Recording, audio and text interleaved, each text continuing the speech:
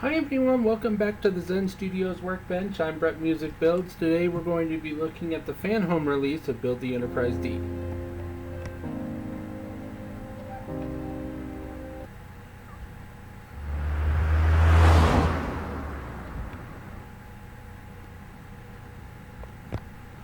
Alrighty, so we have completed our Enterprise D up to stage 88. We do have up to stage 90. I do have 89 and 90 here that I haven't done yet. This will come very shortly. But today we're going to walk through all of my custom electrics and we're going to see if they work. So let's go ahead and get the Enterprise down to the workbench and let's get going. Okay, so this is where we are. We have our first warp nacelle. This is completed. I have two JST connectors coming out of this. One is marked blue for the beacon light and the other one's marked as gold. This is going to be for the strip lights that I have inside of here.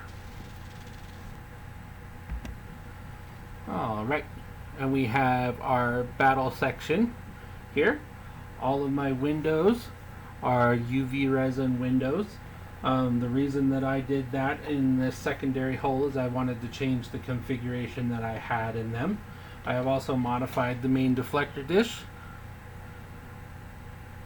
with some paint and just make it a little bit snazzier, which I really like how that turned out. And I'll go through the electrics in this. It looks like quite a mess, but it's actually simpler than you think.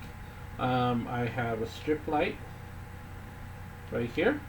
I have an Arduino Nano chip, and this is the circuit board. Well, if I can move my finger out of the way. This is the circuit board that comes with the build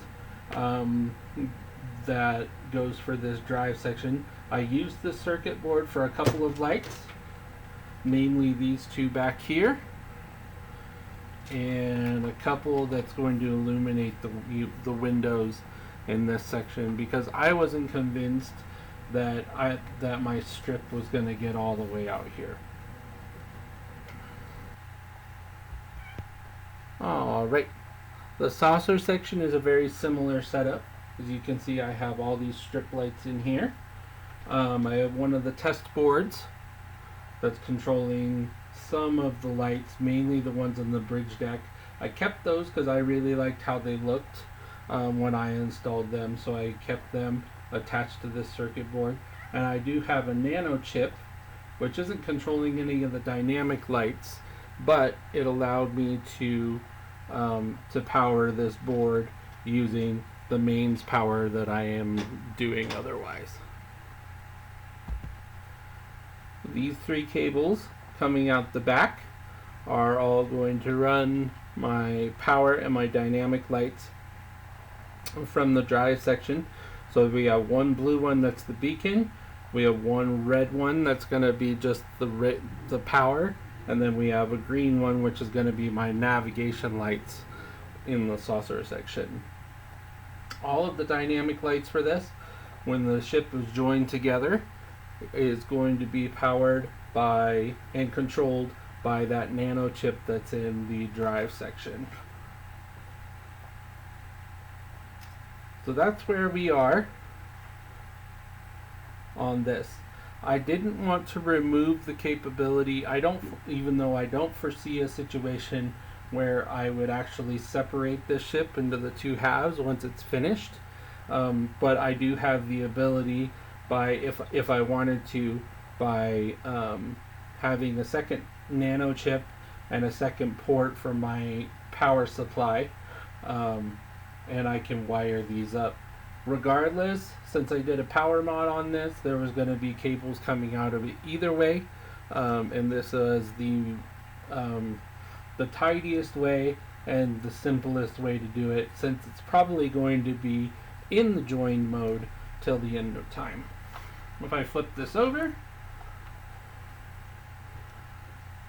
here's the top saucer. All of my windows in the saucer are the UV resin as well. and we're working through getting these panels, these end panels all on here. So it's slowly coming together. My green navigation light is already in, and my red one, my bulb for it is sitting right here. So essentially, this is where we are on our saucer section. There is so much to like about this model. I love the fact that it's die cast. It's really, really heavy. You can feel the quality in it and you can see it. And I really, really enjoy that part of this model. The paint job on it is fantastic. It's beautiful. I really like how they did the paint job on this. But the electrics in it and the windows were the two things that I really wanted to tailor so that, you know, I can have a model that I'm going to be really proud to display at the very end. So here I have a buck converter. My Enterprise D is going to run off of 9 volts of power. They say that you can put 12 volts into an Arduino Nano, but I have tried doing that and it definitely does not take 12 volts, but it will take 9. So 9 volts will power my strip lights, and it will power my nano chips. The great thing about when I have to send power from the nano chips into the stock circuit boards, the nano chips automatically will step that down to 5 volts, so I don't have to worry about blowing my stock control boards. It will handle that voltage no problem. At the end of the build, I will get a 9 volt power supply, but for now I'm using a buck converter just for the testing purposes.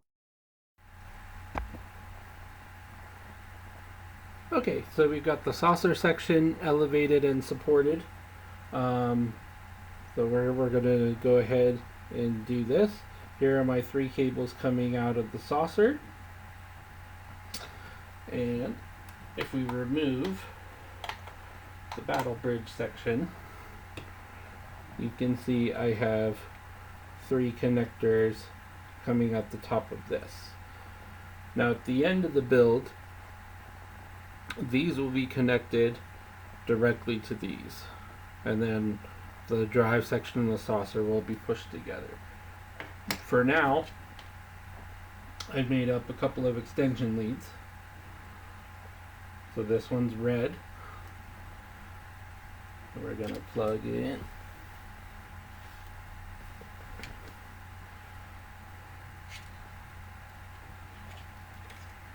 Red to red.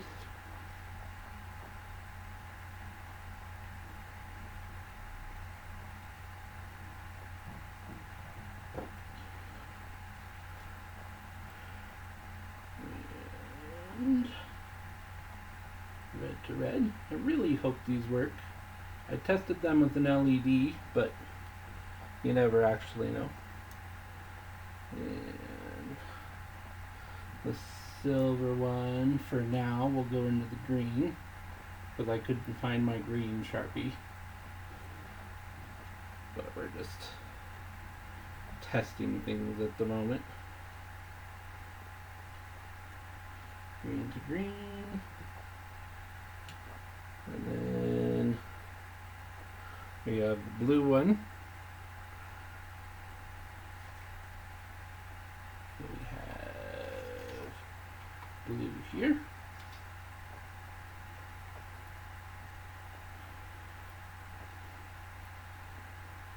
It's never as easy to plug these in on camera as it is off camera. So blue.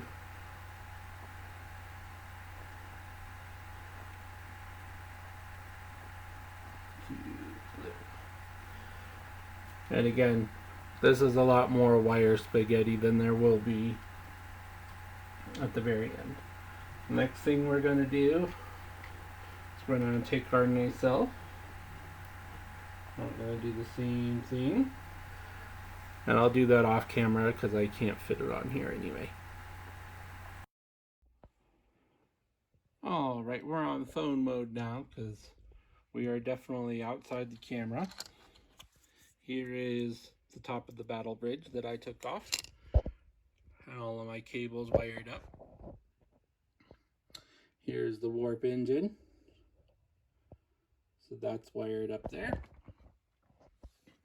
And I have this LED, which I have on the beacon port for the starboard nacelle, which I don't have yet. We don't get the starboard nacelle for quite a while. But this is the first time that I've tried this all together. I've tested connections all over the place individually, but this is the first time that I've ever done it all together to see how this works. So live on camera, here we go. Maybe.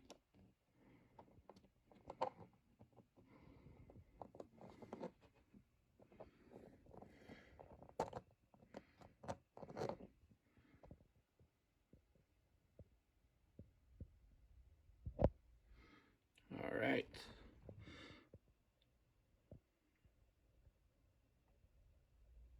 So there's our warp nacelle.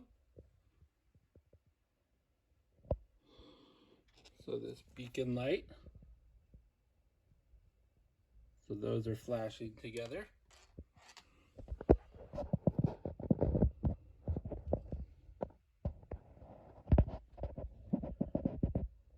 Main impulse engine is on.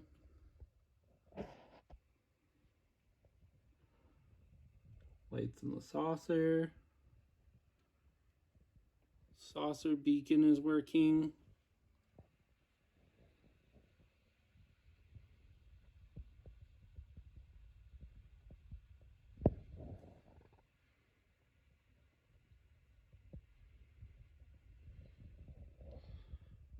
That nav light's working. This nav light's working.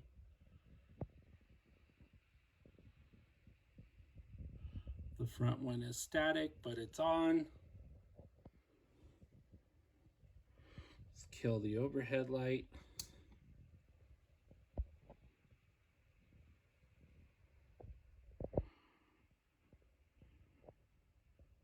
That looks so cool.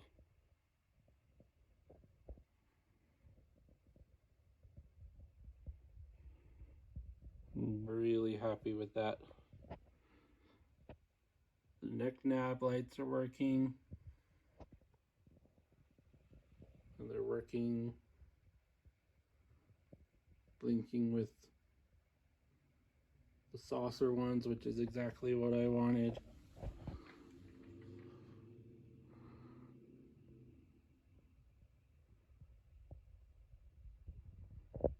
All the beacons are flashing together.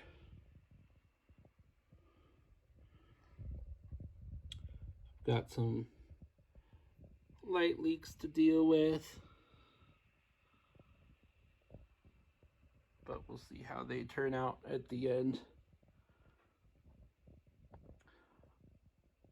But all of this model's electrics are working to my vision.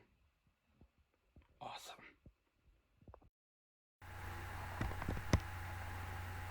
All right, and there you have it. A full run through for the first time of all the Enterprise D's electrics. Looking absolutely fantastic. I cannot believe that we are here, that the electrics are in, and it looks absolutely sensational. I love it.